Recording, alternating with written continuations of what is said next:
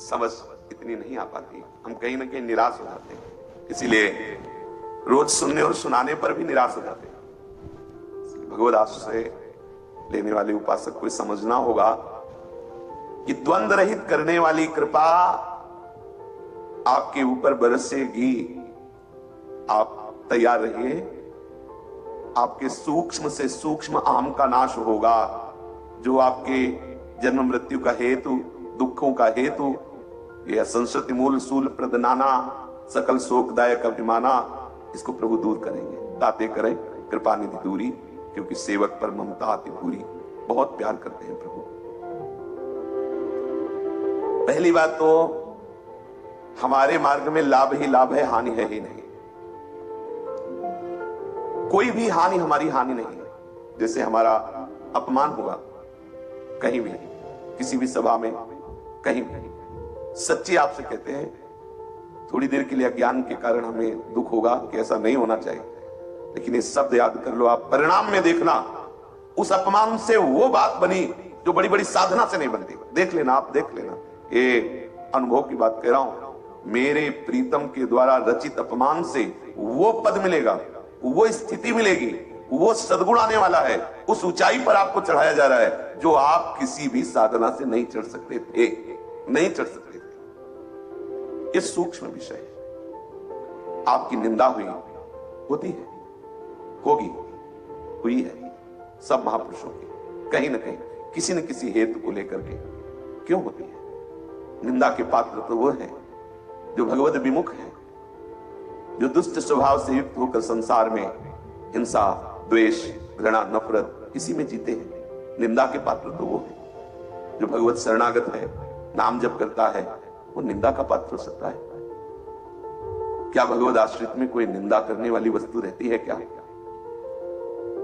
मिठाई की व्याख्या तभी तक हो सकती है जब तक दुकान में है, प्रभु के चरणों में अर्पित होने के बाद वो प्रसाद हो जाती है। हम उसकी व्याख्या नहीं करते कि ये पेड़ा किस क्वालिटी का है, खत्म हो जाता है। अब वो पेड़ा और उसकी क्वालिटी नहीं रह गई, अब है प्रसाद। ऐसे ही हरिदास, हरिआश्रित जन क्या व्यक्ति है? क्या इनकी गुणों की समीक्षा करके हम इनकी निंदा स्तुति कर सकते हैं? नहीं नहीं, ये भगवत समर्पित जन है, पर इनकी निंदा क्यों होती है? जानते हो इसमें बहुत बड़ा रहस्य है। हमारे परम वात्सल्य सिंधु प्रभु उसके अहम का परिवर्तन करके परम पवित्र प्रेम प्रदान करना चाहते हैं। अहम में मलिनता, दुष्प्रवृत्ति, दुष्क्रियाएं, दुष्चिंतन, यह अहम की मलिनता है। जो हमारे द्वारा हुई है उनको हमें भोगना पड़ेगा, तो हमारे वात्सल्य सिंधु प्रभु भोगने नहीं देना चाहते, इसलिए निंदा करा देते हैं। मान लेना, वो इतना प्यार करते हैं कि वो नहीं चाहते कि हमारे इस जन को इसके द्वारा किए हुए दुष्चिंतन, दुष्क्रियाओं का भोग भोगना पड़े, तो क्या करते हैं? निंदा करा देते हैं। बहुत पक्षपाती है हरि, अपने जनों से बहुत प्यार करते हैं। अब इस विषय को हम ना जानने के कारण हम संशय करते हैं कि भगवान के मार्ग में क्या ऐसा अपमान मिलता है, कैसी निंदा होती है। सच्ची मानिए बहुत दुलार है इसमें, हमारे प्रभु का हमारे प्रति बहुत दुलार है, हम समझ नहीं पाते हैं। हानि, प्रभु हमारी हानि क्यों होने देंगे? पहली बात, जब आप समर्पित हुए तो आपका सब कुछ समर्पित हो गया, तो आपकी हानि कहां है? दूसरी बात, जो आपने राग कर रखा है उस राग को हटाने के लिए हानि शब्द का प्रयोग कर दिया गया। जहां राग किए हो तभी हानि का अनुभव होगा, नहीं होगा। जैसे अभी इसी क्षण कुछ ना कुछ विनाश हो रहा है सृष्टि में, कुछ सृजन हो रहा है, कुछ पालन हो रहा है, चलता है, बाजार है, ये दुकान है, एक भगवान का व्यापार है।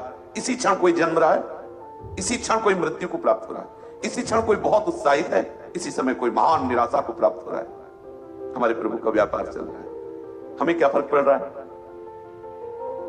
जहां हम राग किए हैं उसकी हानि होने पर ही तो फर्क पड़ता है। हानि शब्द का प्रभाव किसके ऊपर पड़ा? जहां हम राग किए हुए, वस्तु में, व्यक्ति में, स्थान में, मान्यता में, पद में, तभी तो लगेगा हमारी हानि हो गई। अगर हमारा राग नहीं है तो हानि शब्द का असर नहीं होगा। विचार कर बताइए, राग है तो हानि का असर होगा, राग नहीं है तो पूरी सृष्टि में कितनी हानि की लीला हो रही है, हमें कोई फर्क पड़ रहा है क्या? माने हुए राग में ही प्रहार होता है मेरे आश्रयदाता के द्वारा, तो हानि हुआ कि लाभ हुआ? हमारे आश्रयदाता की कृपा से हमें बात समझ में आई कि ये वस्तु में रागता अर्थात समर्पण में ये बाधा पड़ रही थी, उस बाधा को हरि ने हटा दिया, तो हानि में हमारा लाभ हुआ या हमारी वास्तविक हानि नहीं? वास्तविक हानि है आश्रयदाता से बिलक अन्य राग होना। हानि हरिवंश के नाम अंतर पड़े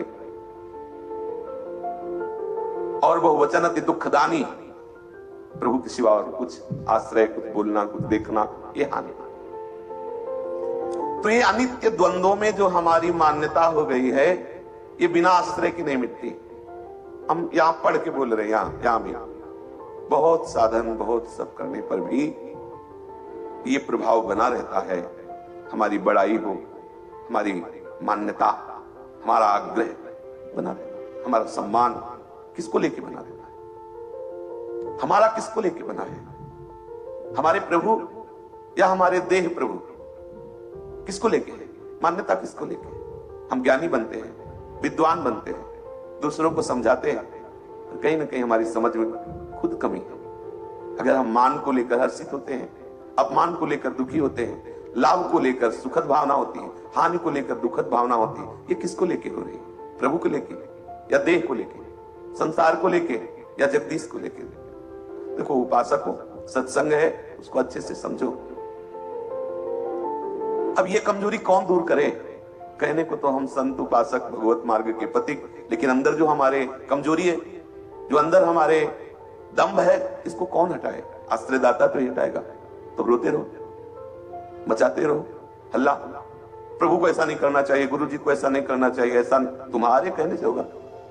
उन्होंने बांह पकड़ ली तो कच्चा नहीं छोड़ेंगे तुम्हें। इसलिए प्रभु के ही ये रचित विधान भाई जी महाराज करें, प्रभु ने जानबूझ के रचना की। आप देख लेना, एक सप्ताह अगर बड़ी मस्ती से चलेगा ना, तो अगला सोमवार आएगा ऐसा जिसमें ऐसी वो रचना रचते हैं, छेड़ो छेड़ो, ये तो चुप निकला जा रहा है, छेड़ो। अब अगर उस समय चुप निकल गए तो फिर आगे और बड़ा छेड़ो और छेड़ो। जैसे होता ना कि आप कितना सह गए, बोले इतना, बोले और पावर बढ़ाओ, पावर बढ़ाओ। पूरा पावर लगा के देख लिया और कोई परेशानी नहीं, तब प्रभु आओ, तुम्हारा स्वागत है। बिल्कुल पक्का समझना, और निराश इसलिए मत होना कि ऐसे पकड़ में पहुंच चुके हो कि अब छुड़ा के भाग नहीं सकते। होता है ना, नहीं करवाना ऑपरेशन, जा रहे हैं तो डॉक्टर कहेगा देख लो आप, ऐसे डॉक्टर नहीं, तुम जा जाओगे वही गिरा के ऑपरेशन करेंगे। कोई रास्ता ही नहीं बचा है कौन सा? किधर भाग के जाए? जहां भाग के जाओगे वही मान, अपमान, निंदा, स्तुति, इसमें समान बना के रखेंगे। जाओ, उपासना बदल दो, देश बदल दो, भेष बदल दो, लेकिन वो नहीं बदले ना, वो तो तुम्हें बदल के ही छोड़ेंगे, तुम्हें ठीक करके ही छोड़ेंगे। फंस गए। अब ले, हाँ, हम हरि में फंस गए, हरि हम में फंस गए, वो भी नहीं छूट सकते। पक्का समझो, बहुत बढ़िया फंसाव फंस गया है। जय श्री भट्ट प्रेम रस बंधन, क्यों छूटे दृढ़ बंध। अब तो फंस गए, हरि भी फंस गए, उनको सुधारना ही पड़ेगा।